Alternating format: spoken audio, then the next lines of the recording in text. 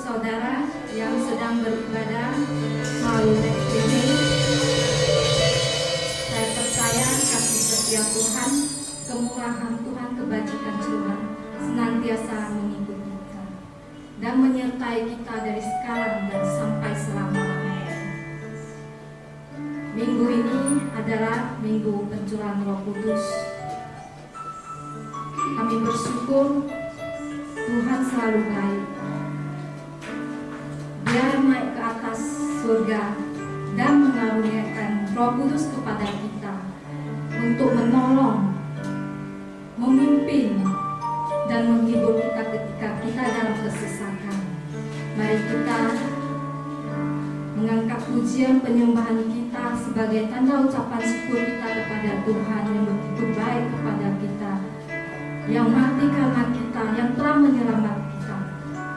Mari kita sama-sama tundukkan kepala, kita berdoa bersama-sama.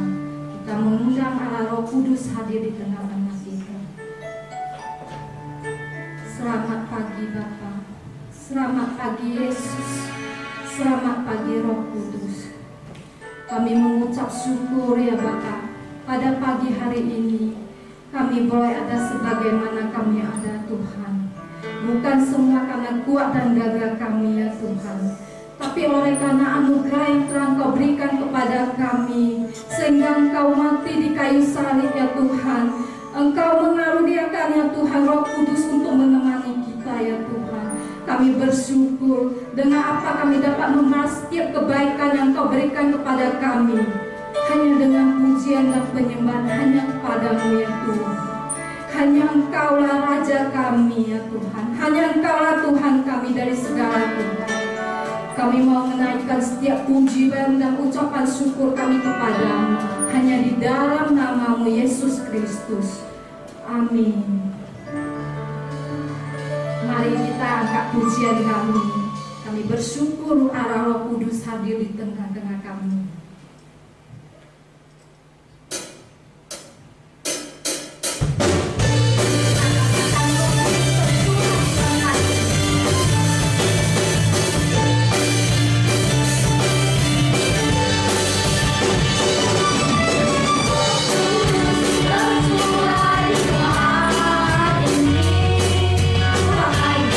Ajaib, memulihkan umatnya.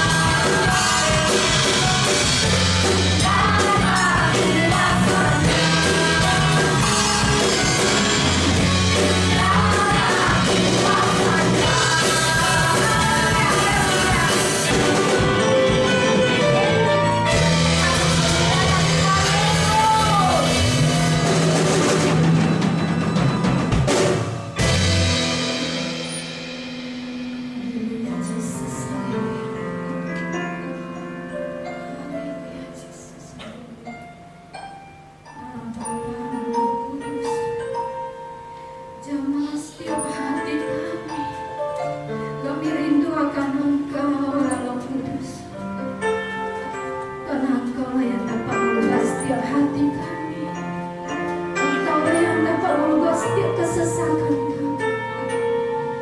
Haleluya Yesus. Hadirlah di tengah-tengah, penuhilah setiap hati kami. Haleluya Yesus.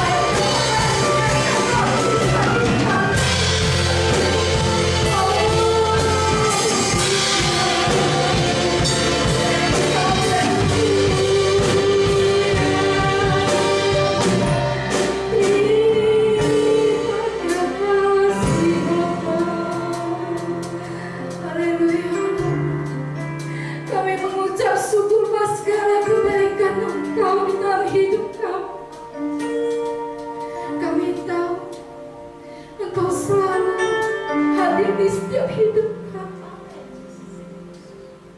Engkau selalu menyertai setiap langkah kaki kami. Hanya ini yang bisa kami berikan kepadamu ya Tuhan. Jadikanlah kami sebagai biji mata-Mu ya Yesus, untuk senantiasa selalu memuji dan menyembah Engkau. Haleluya.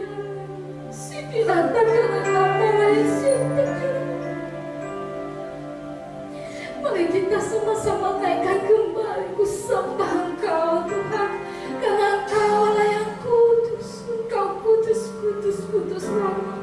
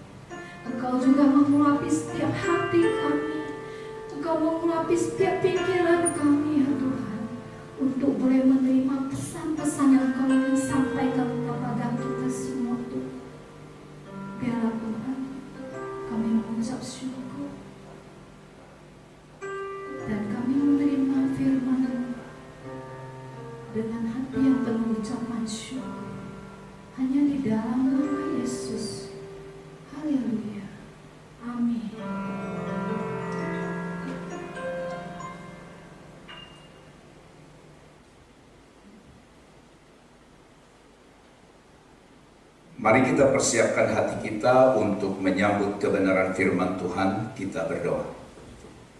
Segala puji, hormat, dan syukur kami persembahkan kepadamu Bapa di sorga, buat perkenanan Tuhan atas kami, sehingga kami boleh ada sebagaimana kami ada, semua karena kemurahan Tuhan. Khususnya pada minggu terakhir di bulan ini, dan juga kami boleh merayakan hari Pentakosta, hari pencurahan Roh Kudus-Mu. Tuhan, kami sudah memuji dan memuliakan nama-Mu. Kini saatnya Tuhan berbicara kepada setiap kami. Perlengkapilah kami dengan kuasa firman Allah dari tempat yang maha tinggi, sehingga kami dapat mengerti apa yang menjadi kehendak Allah dalam hidup kami selama kami diperkenankan oleh Tuhan menumpang di dalam dunia yang fana ini. Urapi hamba-Mu yang menyampaikan kebenaran firman-Mu dan juga seluruh umat-Mu yang mendengarkannya. Di dalam nama Yesus Kristus kami berdoa, kami mengucap syukur. Haleluya. Amin. Salam sejahtera bagi kita sekalian, Bapak Ibu yang terkasih di dalam Kristus Yesus. Hari ini tepatnya kita merayakan hari Pentakosta, hari ke-50, hari pencurahan Roh Kudus. Saudara-saudara, Pentakosta adalah peristiwa pencurahan Roh Kudus kepada murid-muridnya, kepada murid-murid Yesus seperti yang Yesus janjikan. Pentakosta pertama kali terjadi di loteng atas di Yerusalem, dan dampaknya terus dirasakan oleh umat Tuhan, oleh orang percaya, oleh gereja Tuhan sampai hari ini. Firman Tuhan saya beri judul pada kesempatan ini adalah Roh Kudus yang menginsyafkan. Roh Kudus yang menginsyafkan. Yohanes pasal yang ke-16 ayat 8 sampai ayat yang ke-11, demikian firman Tuhan. Yohanes pasal 16 ayat 8 sampai ayat yang ke-11. Dan kalau Ia datang, Ia akan menginsyafkan dunia akan dosa, kebenaran dan penghakiman. Akan dosa karena mereka tetap tidak percaya kepadaku. Akan kebenaran karena aku pergi kepada Bapa dan kamu tidak melihat aku lagi. Akan penghakiman karena penguasa dunia ini telah dihukum. Saudara-saudaraku yang dikasihi oleh Tuhan, ketika Roh Kudus datang atau dicurahkan pada hari Pentakosta, maka tugas utama yang berhubungan dengan pemberitaan Injil, oleh karena kita tahu bersama-sama, Yesus berkata, kalau Roh Kudus turun ke atas kamu, maka kamu akan menerima kuasa. Dan kuasa itu adalah kuasa untuk memberitakan Injil, memberitakan firman. Nah, saudara-saudaraku yang dikasihi Tuhan, tugas utamanya yang berhubungan dengan pemberitaan Injil adalah menginsyafkan. Tugas Roh Kudus adalah menginsyafkan. Saudara-saudara, istilah menginsyafkan itu dari kata Yunani yaitu elenko. Elenko itu berarti meyakinkan seseorang akan kebenaran, menegur, menuduh, menyanggah, atau memeriksa kembali seorang saksi. Itu secara etimologinya, saudara-saudara, meyakinkan seseorang akan kebenaran. Nah, saudara-saudaraku yang dikasihi oleh Tuhan, dari ayat yang kita baca ini pelayanan Roh Kudus untuk menginsyafkan dunia, untuk menginsyafkan manusia dinyatakan dalam 3 kebenaran. Yang pertama, Bapak Ibu saudara-saudara, Roh Kudus menginsyafkan. Menginsyafkan yang pertama adalah menginsyafkan seseorang, menginsyafkan dunia akan dosa. Sekali lagi, menginsyafkan dunia, menginsyafkan, menyadarkan seseorang akan dosa. Saudara-saudara, problematika kehidupan yang terbesar di dunia ini saat ini adalah dosa. Nah, oleh sebab itu, saudara-saudara, itu sebabnya Roh Kudus turun, Roh Kudus dicurahkan untuk menginsyafkan, untuk meyakinkan, untuk menyadarkan seseorang. Nah, saudara-saudara, seringkali kita berkata, atau seringkali orang berkata kepada kita, dia sudah insyaf. Tadinya dia jahat, tadinya dia berdosa, sekarang sudah insyaf. Tapi keinsyapan yang salah, Itulah yang seringkali terjadi, sehingga seseorang sekalipun disebut dia sudah insyaf akan dosanya, namun dia tidak pernah menunjukkan buah-buah pertobatan dalam hidupnya.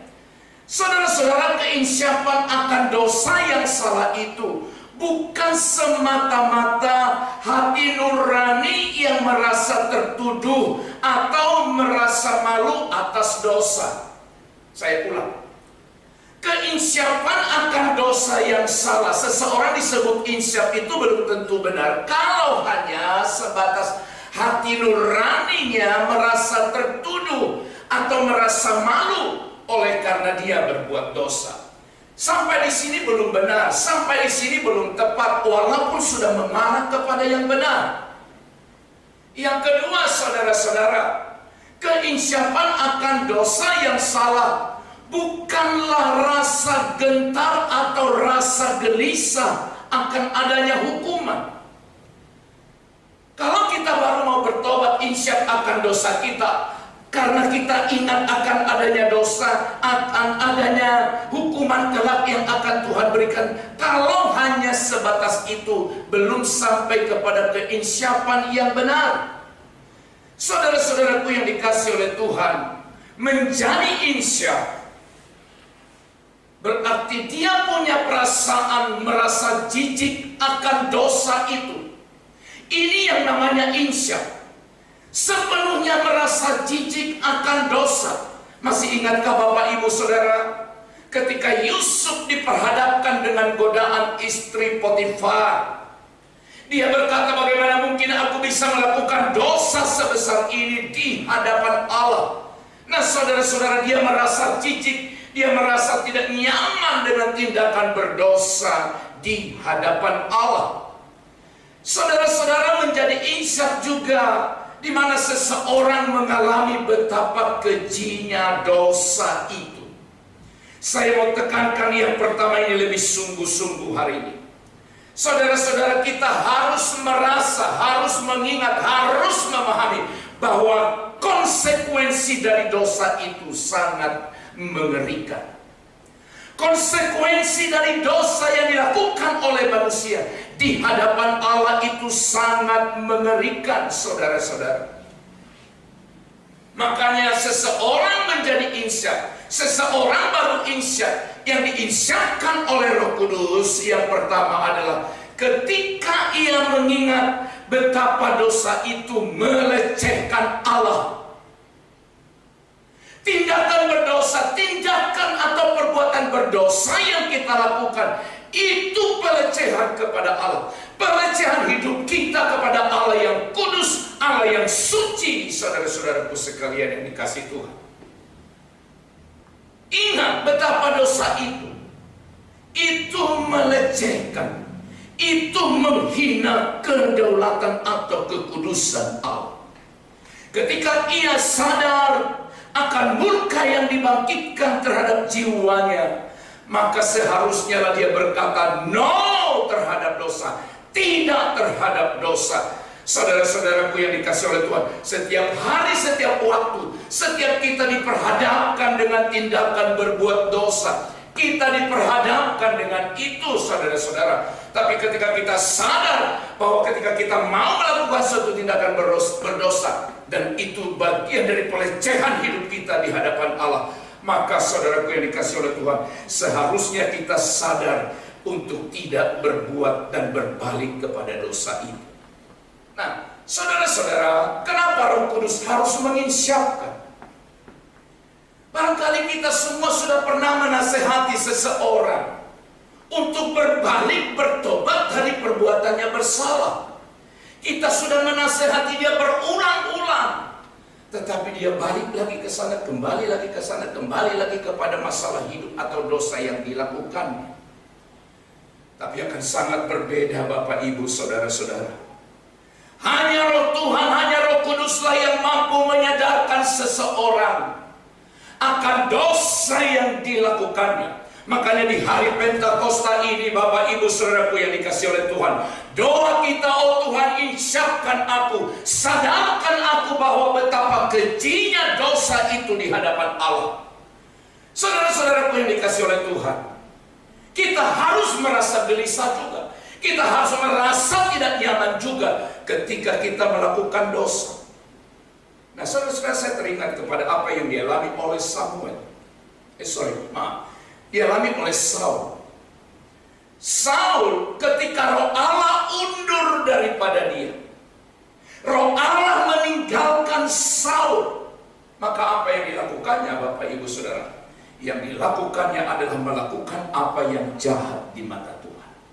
Maka hari ini semacam tolak ukur atau barometer sederhana bagi kita adalah ketika saudara dan saya melakukan suatu tindakan bersalah, tindakan berdosa, apakah di dalam hatimu ada kegelisahan, ada rasa takut yang luar biasa kepada Allah, atau sama sekali kau tidak punya perasaan apa-apa? Nah, saya mau katakan hari ini, kalau masih ada kegelisahan, ada kegentaran di dalam hati kita ketika kita melakukan suatu tindakan berdosa, maka saya mau katakan hari ini, saudara, itu berarti Roh Allah sedang menginsyapkan kita. Roh Kudus sedang bekerja di dalam hati kita. Tetapi kalau kita sudah tidak lagi merasa apa-apa, maka perlu kita berpikir ulang. Maka pada kesempatan ini, saudara, bilanglah kepada Tuhan, mintalah kepada Tuhan, Roh Kudus insyapkanlah aku. Roh Kudus tolonglah aku, sadarkanlah aku, supaya aku tetap berjalan di dalam kebenaran. Di hari Pentakosta ini, saudara, bukan sekadar kita merayakan bahwa Roh Kudus turun. Ribuan tahun yang lalu Roh Kudus sudah turun, tapi hari ini pun dia bisa turun dan akan turun terus memenuhi setiap orang yang lapar dan haus akan hadiratnya. Dan saudara-saudara, pertanyaan sederhana, Roh Kudus yang ada memenuhi hatimu, memenuhi hatiku, memenuhi hati kita bersama. Dia bertindak sebagai apa dalam hati kita hari ini? Apakah kita hanya berkata aku penuh dengan Roh Kudus? Tandanya apa? Buktinya apa? Bukan karena orang sudah berbahasa roh, bukan karena itu. Walaupun itu merupakan salah satu tanda awal, tetapi saudara-saudaraku yang dikasih oleh Tuhan, Roh Kudus menginsyapkan, menyadarkan kita. Maka hari ini, di hari Pentakosta ini, pesan Tuhan yang ingin disampaikan kepada hati kita adalah, marilah kita berubah. Masuk pada pemulihan, masuk pada pergumulan, menjadi pribadi yang benar di hadapan Allah. Dosa dengan segala konsekuensinya begitu mengerikan di hadapan Allah. Nah, saudara-saudaraku yang dikasih oleh Tuhan, ketika Roh Kudus menginsyapkan orang akan dosanya, sekali lagi, ketika Roh Kudus menginsyapkan orang akan dosa mereka, Ia akan menunjukkan bahwa Allah itu begitu adil dan benar. Apa artinya, saudara-saudaraku yang dikasih oleh Tuhan? Allah dalam kekudusannya, Allah dalam kedaulatannya, Dia tidak mau kompromi dengan dosa. Dia tidak pandang bulu siapapun, saudara-saudara. Roma pasal 4 ayat 12 berkata, sebab firman Allah hidup dan kuat dan lebih tajam daripada pedang bermata dua manapun. Ia menusuk amat dalam sampai memisahkan jiwa dan roh, sendi-sendi dan sumsum. Ia sanggup membedakan pertimbangan dan pikiran hati kita. Saudaraku sekalian, siapapun kita hari ini yang mendengarkan firman ini, kita dituntut untuk bertobat. Kita dituntut untuk meninggalkan segala dosa kita. Dituntut untuk meninggalkan pola hidup kita yang lama. Tapi kadang-kala orang berkata, aku sudah berjuang, Pak, tapi tidak bisa. Sudah berkali-kali ku coba, tidak bisa.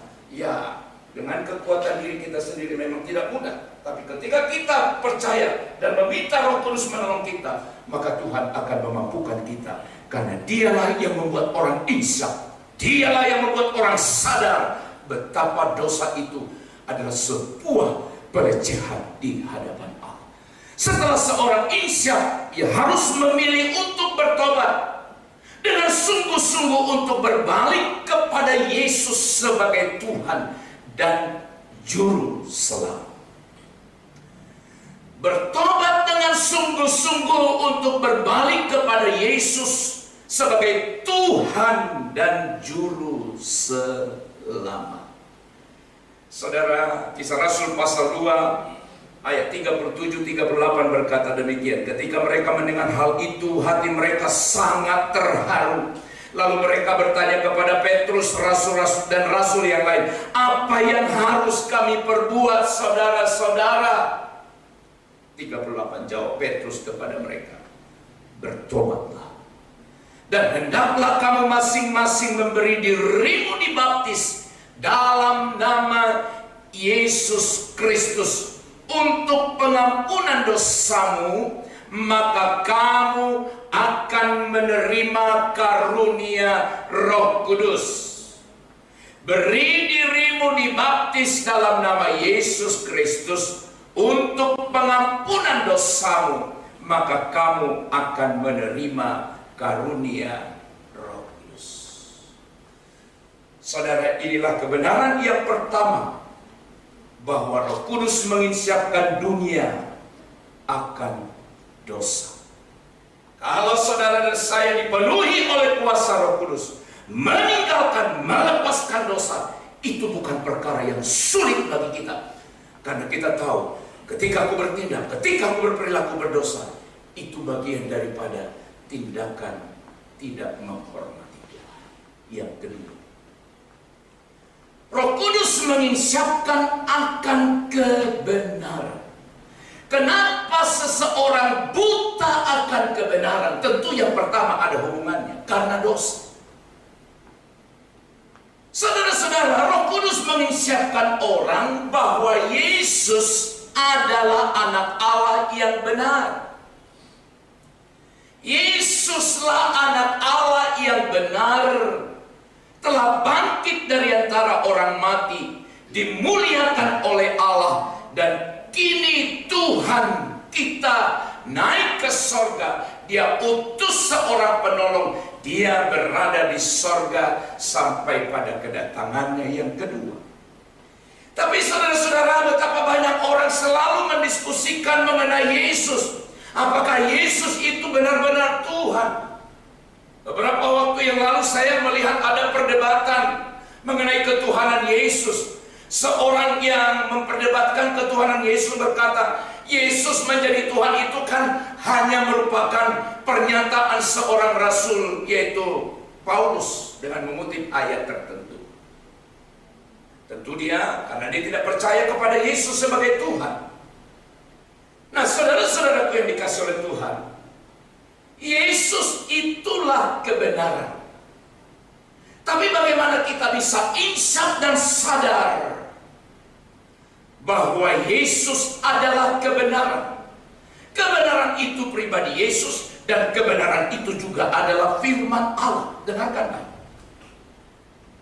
Saudara percaya kepada Yesus, saudara percaya kepada firman Allah yang ada di dalam Alkitab, itu mutlak pekerjaan Roh Kudus. Makanya Alkitab berkata tidak mungkin seseorang berkata Yesus adalah Tuhan kalau Roh Allah tidak ada pada dirinya. Seseorang bisa berkata Yesus adalah Tuhan. Alkitab adalah kebenaran yang adalah firman Allah yang hidup. Dengar, kenapa orang itu bisa berkata Yesus adalah Tuhan, Alkitab adalah kebenaran? Jawabannya adalah karena Roh Kudus menginsyafkan dia. Kenapa kita ragu pada Alkitab, pada firman Allah? Seringkali kita tidak mampu mempercayai firman Allah pada level, pada tingkat yang tak paling sulit dalam hidup kita. Ketika ada pergumulan dalam hidup kita, kita baca firman, lalu kita percaya, kita yakin, tapi setelah itu kita mulai berpikir lagi, betul nggak yang disebutkan dalam Alkitab itu? Benarkah janji Tuhan itu akan digenapi terjadi dalam hidup saya? Saudara-saudara, dengarkan baik.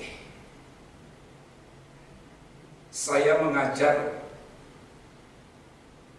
mahasiswa, calon-calon hamba Tuhan, calon-calon pendeta, calon-calon guru. Maka selalu saya bilang, hal yang paling utama untuk kita bisa memahami Alkitab sebagai kebenaran firman Allah adalah ketika kita bersandar dan bergantung sepenuhnya pada Roh Kudus. Roh Kudus bukan hanya teori, tapi pengalaman kita bersama dengan Dia. Saudara-saudara, kalau kau masih ragu pada Yesus sebagai juru selamat dunia, yang kedua, kalau kau masih ragu bahwa Alkitab ini adalah kebenaran firman Allah, maka tidak ada solusi manapun untuk bisa meyakinkan, menyadarkan saudara dan saya bahwa Yesus Kristus adalah Tuhan, bahwa Alkitab ini adalah kebenaran, selain kita memohon Roh Kudus memenuhi kita. Insya Allah sadar bahwa Yesus adalah Tuhan, bahwa Alkitab adalah firman Allah yang merupakan kebenaran. Kebenaran hanya bisa dipahami dengan benar kalau kita percaya pada karya Roh Kudus, yaitu menginsyafatkan. Yang ketiga, yang terakhir, Roh Kudus menginsyafatkan orang percaya, orang dunia, bukan saja menginsyafatkan akan dosa, bukan saja menginsyafatkan orang itu akan kebenaran, tapi yang ketiga menginsyafatkan akan penghakiman. Roh Kudus juga menginsyafatkan orang bahwa iblis sudah dikalahkan di atas salib. Penghakiman Allah atas dunia saat ini, serta penghakiman seluruh umat manusia di masa yang akan datang. Penghakiman Allah atas dunia saat ini, juga penghakiman Allah atas seluruh umat manusia di masa yang akan datang. Bapak, Ibu, Saudara, kalau kehidupan kita berakhir di dunia ini saja, artinya setelah seseorang mati, di kematian di kuburan itu berakhir segala-galanya, kita tidak perlu harus hidup benar. Kita tidak perlu harus percaya Tuhan kalau berakhir semua di kuburan. Tetapi kita harus insyaf dan pahami juga. Ya, di gereja kita pada tahun yang lalu kita sudah belajar mengenai eskatologi. Apa yang paling mendasar, saudara-saudara? Ternyata setelah hidup di dunia ini, setelah kematian, masih ada dunia yang akan datang.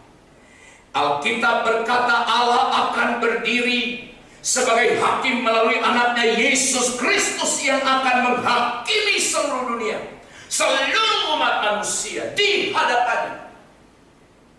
Alkitab berkata demikian, kita akan memberikan pertanggungan jawab tentang diri kita sendiri terhadap Allah.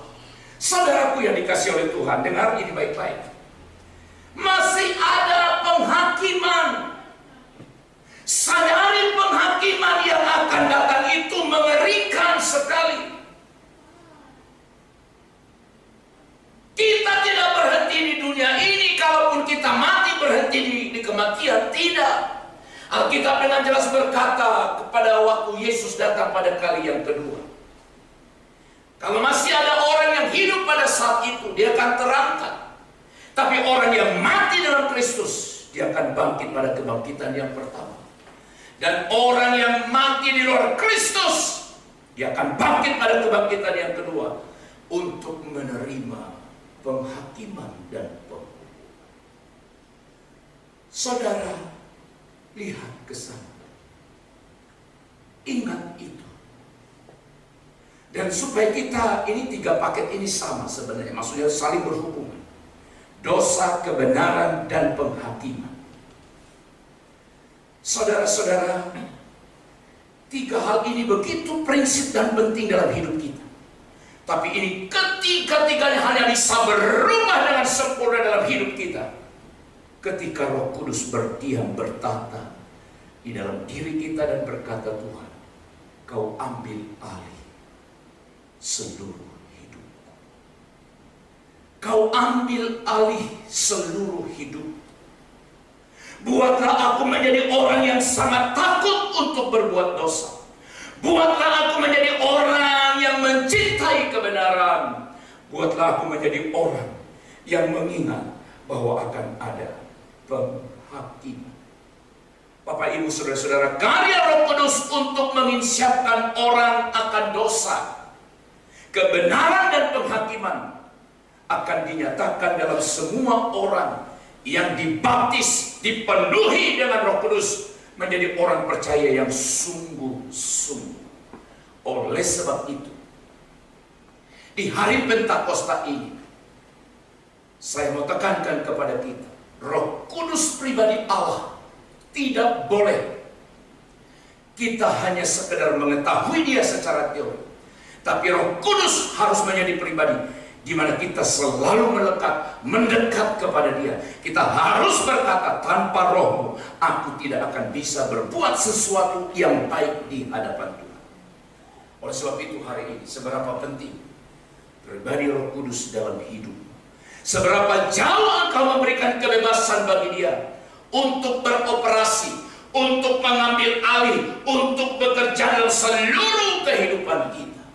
Oleh sebab itu setiap hari kita harus berkata, Tuhan, penuhi aku dengan Roh, supaya Roh itulah yang akan menuntun aku ke dalam segala kebenaran. Amin. Mari kita berdoa. Kami sudah mendengarkan firman Allah yang hidup, firman Allah yang berkuasa. Terpujilah Engkau Roh Kudus. Kiranya setiap kami boleh sadar hari ini siap bahwa dosa itu begitu menjijikkan. Dosa dan konsekuensinya sangat mengerikan. Oleh sebab itu ketika kami dan setelah kami mendengarkan firman ini, setiap kami berkomitmen untuk menjauhi dosa. Tuhan, ajar kami terus untuk mengerti dan memahami kebenaran, yaitu Yesus Kristus sendiri yang adalah kebenaran dan firman. Kami tidak akan bisa mengerti dan memahami sesuatu yang benar kalau Roh-Mu tidak menuntun kami. Demikian juga kiranya sadarkanlah kami akan adanya penghakiman di masa yang akan datang.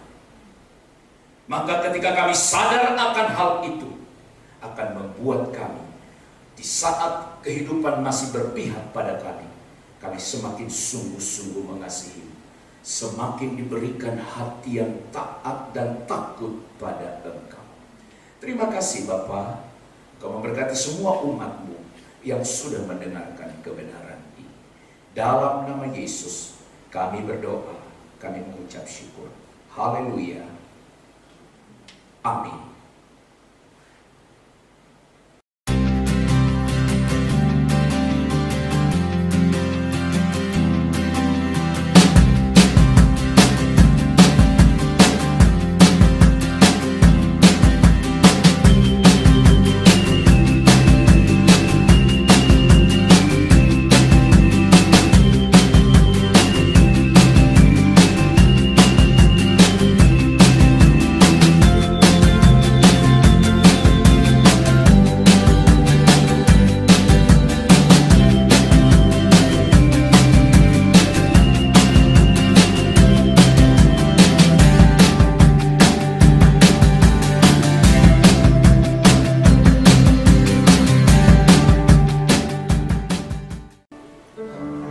Mari kita bangkit berdiri bersama-sama di hadapan Tuhan. Kita akan berdoa sebelum kita mengakhiri ibadah ini. Bersama-sama kita memuji Tuhan. Roh-Mu yang hidup, penuhilah aku. Haleluya. Roh-Mu yang hidup, penuhiku, mengalir dalamku. Jiwaku tenang bersama-Mu dalam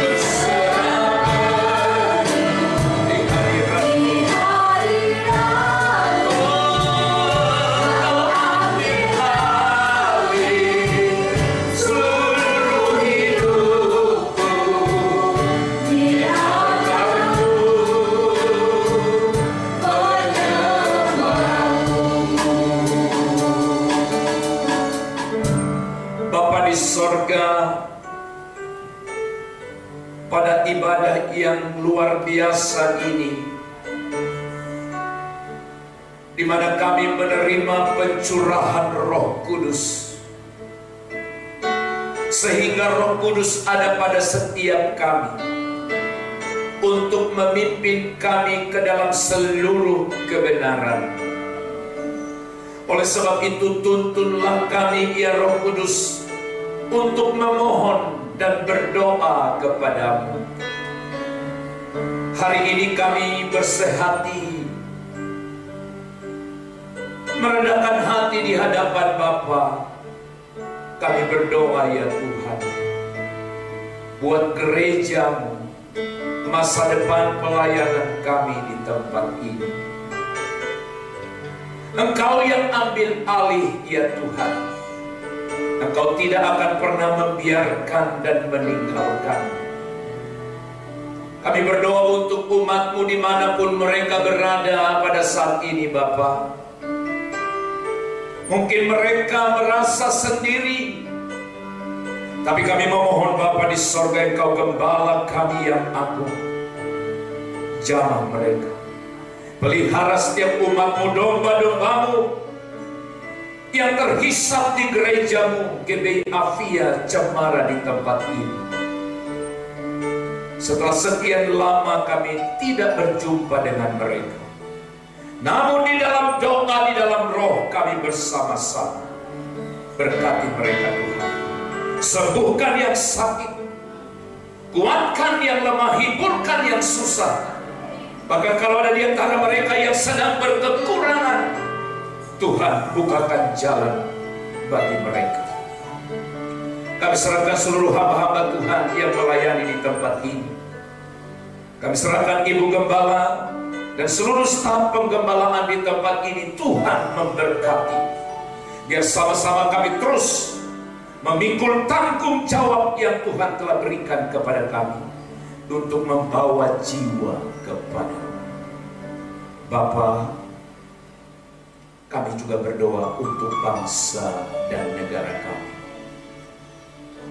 Lihatlah dari tempat maha tinggi, wabah yang sedang melanda dunia, bahkan melanda negeri kami. Kami percaya Tuhan Engkau mengetahui semuanya. Bahkan kami yakin kalau Engkau mau, Engkau bisa melakukan, menghentikannya dalam waktu yang singkat. Tetapi semuanya ada dalam otoritas-Mu, ada dalam kedaulatan-Mu. Kami berdoa ya Tuhan, buat para pemimpin di negeri ini, dalam mengambil tindakan-tindakan yang akan diterapkan. Tuhan tolong, khususnya dalam minggu-minggu ke depan, kami akan masuk kepada satu era baru, new normal, yang akan kami alami juga sampai di gereja kami. Tuhan tolonglah. Kami juga berdoa untuk para dokter, para medis, para perawat ya Tuhan, yang berjuang di garda terdepan untuk merawat umat-Mu, merawat orang-orang yang sedang terpapar penyakit. Tuhan beri mereka kekuatan baru.